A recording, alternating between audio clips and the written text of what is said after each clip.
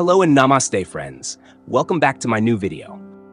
वाणिज्यिक विमान commercial plane कैसे अलग-अलग देशों में प्रवेश कर जाते हैं। एक विस्तृत हिंदी सारांश लगभग 8 शब्दों में। आज के वैश्विक युग में वाणिज्यिक विमानों की भूमिका बेहद महत्वपूर्ण हो गई है। ये विमान एक देश से दूसरे देश तक यात्रियों, सामान और सेवाओं को लाने ले जाने का कार्य करते हैं। लेकिन एक सामान्य सवाल लोगों के मन में यह उठता है कि आखिर एक देश का वाणिज्यिक विमान दूसरे देश में कैसे प्रवेश कर जाता है? क्या इसके लिए कोई परमिशन लेनी होती है? क्या यह पूरी तरह से कानून के दायरे में होता है? चलिए इस पूरे प्रक्रिया को विस्तार से समझते हैं। अंतर्राष्ट्रीय उड्डयन का संचालन, नियमों का ढांचा। वाणिज्यिक विमानों की अंतर्राष्ट्रीय उड़ानों को नियंत्रित करने के लिए कुछ वैश्विक नियम बनाए गए हैं। इनमें सबसे महत्वपूर्ण संस्था है ICAO, international civil aviation organisation. ICAO संयुक्त राष्ट्र की एक विशेष एजेंसी है जिसकी स्थापना 1944 में हुई थी। इसका उद्देश्य दुनिया भर में नागरिक उड्डयन को सुरक्षित, व्यवस्थित और मानकीकृत बनाना है। हर देश ICAO के नियमों को मानता है और उसी के अनुसार अपने एयर स्पेस का उपयोग करने की अनुमति देता है। 2. द्विपक्षीय समझौते मीन्स अंतर्राष्ट्रीय उड़ानों के संचालन के लिए केवल ICAO के नियम पर्याप्त नहीं होते। इसके अलावा दो देशों के बीच विशेष समझौते भी होते हैं जिन्हें एयर सर्विसेज एग्रीमेंट्स ASA कहा जाता है। इन समझौतों में निम्नलिखित बातें तय होती हैं। कितनी उड़ानें प्रतिदिन या सप्ताह में चलाई जा सकती हैं? कौन सी एयरलाइनें एक दूसरे के देशों में सेवाएं दे सकती हैं? किस शहर से किस शहर तक उड़ानें जा सकती हैं? कार्गो माल या केवल यात्री सेवाएं? उदाहरण के लिए भारत और अमेरिका के बीच एक ऐसे है जिसके तहत एयर इंडिया और यूनाइटेड एयरलाइंस दोनों एक दूसरे के देशों में उड़ान भर सकती हैं। फ्लाइट प्लान और अनुमति। जब कोई एयरलाइन किसी दूसरे देश में उड़ान भरना चाहती है तो उसे उस देश के नागरिक उड्डयन प्राधिकरण से पूर्व अनुमति लेनी होती है।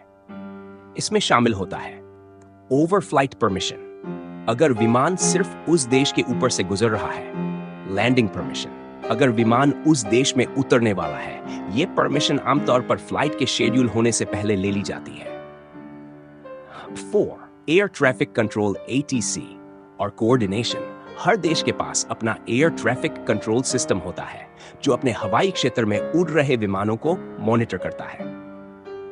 जब कोई विमान एक देश के हवाई क्षेत्र से दूसरे में प्रवेश करता है तो ATC एक दूसरे से संपर्क करके जानकारी साझा करते हैं और विमान को सुरक्षित गाइड करते हैं। यह एक बहुत ही सटीक और नियंत्रित प्रक्रिया होती है जिसमें टेक्नोलॉजी और नियमों का विशेष ध्यान रखा जाता है। सुरक्षा जांच और इमिग्रेशन।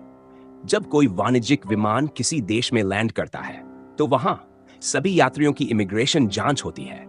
उनके पासपोर्ट और वीजा चेक किए जाते हैं। एयरपोर्ट सिक्योरिटी द्वारा सामान और अन्य सुरक्षा जांच की जाती है।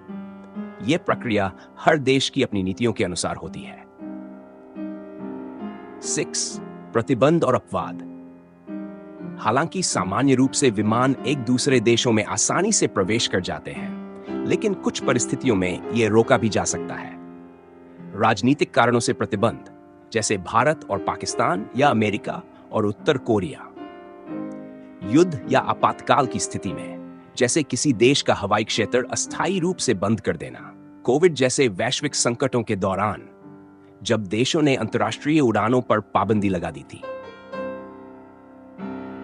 चार्टर और स्पेशल फ्लाइट्स। कुछ विशेष फ्लाइट्स जैसे चार्टर फ्लाइट्स या मेडिकल इमरजेंसी फ्लाइट्स को भी दूसरे देश में प्रवेश करने की अनुमति दी जाती है, लेकिन इसके लिए विशेष और अलग प्रक्रिया होती है। इन्हें आमतौर पर नॉन स्केड्यूल्ड फ्लाइट्स कहा जाता है और इनकी अनुमति एड हॉक बेसिस पर ली जाती है। 8. नो फ्लाई जोन और प्रतिबंधित क्षेत्र। हर देश कुछ क्षेत्रों को नो फ्लाई जोन्स घोषित करता है, जैसे मिलिट्री बेस, सरकारी कार्यालय या संवेदनशील इलाके। वाणिज्यिक विमानों को इन क्षेत्रों से बचते हुए उड़ान भरनी होती है, अन्यथा यह गंभीर उल्लंघन माना जाता है।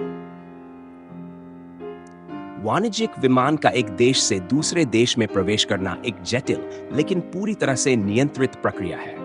इसके लिए अंतर्राष्ट्रीय कानून, द्विपक्षीय समझौते, तकनीकी समन्वय और सुरक्षा नियमों का पालन करना अनिवार्य होता है। यह पूरी प्रक्रिया दर्शाती है कि वैश्विक नागरिक उड्डयन प्रणाली कितनी संगठित और सुरक्षित है। यही वजह है कि आज लाखों लोग रोजाना अंतर्राष्ट्रीय विमानों से यात्रा कर पा रहे हैं और देश विदेश के बीच संपर्क मजबूत बना हुआ है। अगर आपको यह जानकारी उपयोगी लगी हो तो इस वीडियो को लाइक और शेयर जरूर करें ताकि और लोग भी इसके बारे में जान सकें। अपने विचार और अनुभव कमेंट में जरूर बताएं। हमारे चैनल को सब्सक्राइब करना न भूलें और बेल आइकन दबाएं।